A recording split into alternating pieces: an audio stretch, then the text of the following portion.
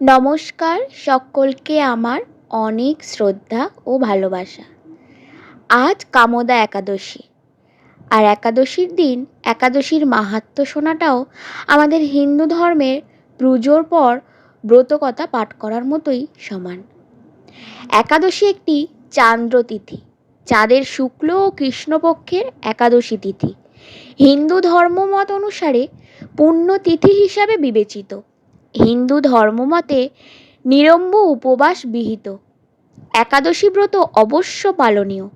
শ্রী চৈতন্য মহাপ্রভু তার লীলাবিলাসের প্রথম থেকেই একাদশী উপবাসের প্রথা প্রবর্তন করেছিলেন। শ্রীল জীব গোস্বামী তার ভক্তি সন্দর্ভ গ্রন্থে স্কন্ধ পুরাণের একটি উদ্ধৃতি দিয়ে বলেছেন, যে মানুষ একাদশীর দিন শস্যদানা গ্রহণ করে সে তার পিতা, মাতা, ভাই এবং গুরু হত্যাকারী। সে যদি বৈকুণ্ঠ লোকেও উন্নীত হয় তবুও তার অধঃপতন হয়। শ্রী চৈতন্য চরিতামৃত আদি লীলা 15/8-10। বছরে 26টি একাদশী আসে, সাধারণত 12 মাসে 24টি একাদশী।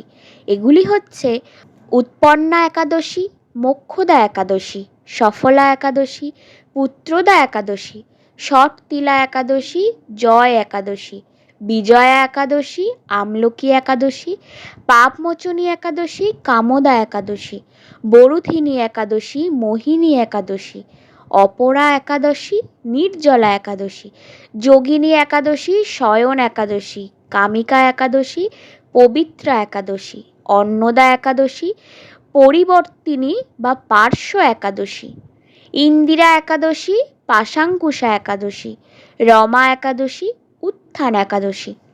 কিন্তু যে বৎসর পুরুষোত্ত মাস, অধিমাস বা মলমাস থাকে সেই বৎসর পদ্মিনী ও পরমা নামে আরও 2টি একাদশীর আবির্ভাব হয়। যারা যথাবিধি একাদশী উপবাসে অসমর্থ অথবা ব্রতদিনে সাধু সঙ্গে হরিকথা শ্রবণে অসমর্থ, তারা এই একাদশী মাহাত্ম্য পাঠ বা শ্রবণ করলে অসীম সৌভাগ্যের অধিকারী হবেন। চলুন জেনে নিই কামোদা একাদশীর মাহাত্ম্য। চৈত্র মাসের শুক্লাপক্ষের কামোদা একাদশী ব্রত মাহাত্ম্য বরাহ পুরাণে বর্ণিত আছে। মহারাজ যুধিষ্ঠির বলেন, হে বাসুদেব, আপনি কৃপা করে আমার কাছে কামোদা একাদশীর মহিমা কীর্তন করুন। শ্রীকৃষ্ণ বলেন, হে মহারাজ, এই একাদশী ব্রত সম্পর্কে এক বিচিত্র কাহিনী বর্ণনা করছি, আপনি এক মনে তা শ্রবণ করুন। পূর্বে মহর্ষি বশিষ্ঠ মহারাজ দিলীপের কৌতূহল নিবারণের জন্য এই ব্রত কথা কীর্তন করেছিলেন। ঋষি বশিষ্ঠ বলেন, হে মহারাজ, কামোদা একাদশী তিথি পাপনাশক ও পুণ্যদায়িনী। পূর্বকালে মনোরম নাগপুরে স্বর্ণ নির্মিত গৃহে বিষধর নাগেরা বাস করত। তাদের রাজা ছিলেন পুণ্ডরিক। গন্ধর্ব, কিন্নর ও অপ্সরাদের দ্বারা তিনি সেবিত হতেন।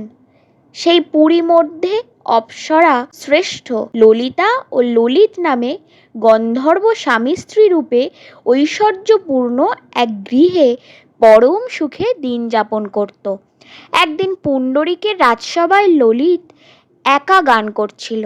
এমন সময় ললিতার কথা মনে পড়ল। ফলে সঙ্গীতের স্বর, লয়, তাল, মানের বিপর্যয় ঘটল। কর্কটক নামে এক নাগ ললিতের মনোভাব বুঝতে পারল। গানের সুরভঙ্গের ব্যাপারটি সে পুণ্ডরিক রাজার কাছে জানালো।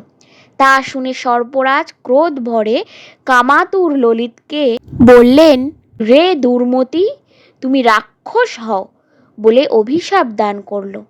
সঙ্গে সঙ্গে সেই ললিত ভয়ঙ্কর রাক্ষস মূর্তি ধারণ করল।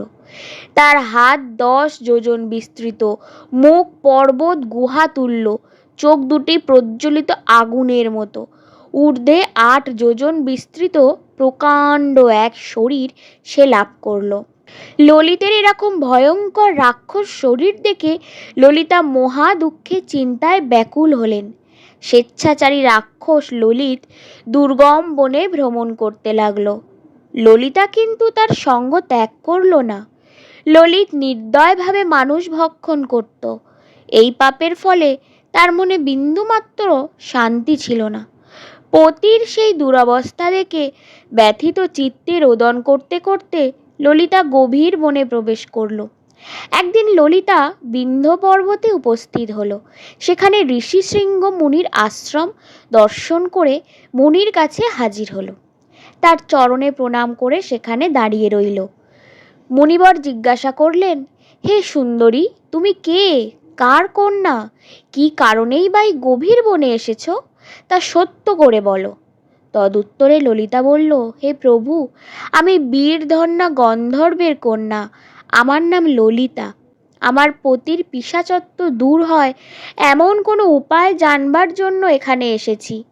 তখনই ঋষি বললেন, চৈত্র মাসের শুক্লপক্ষের কামদা নামে যে একাদশী আছে, তুমি সেই ব্রত যথাবিধি পালন করো। এই ব্রতের পুণ্যফল তোমার স্বামীকে অর্পণ করলে তৎক্ষণাৎ তার সমস্ত পাপ বিনষ্ট হবে। বশিষ্ঠ ঋষি বললেন, হে মহারাজ দিলীপ, মুনির কথা শুনে ললিতা আনন্দ সহকারে কামদা একাদশী পালন করল।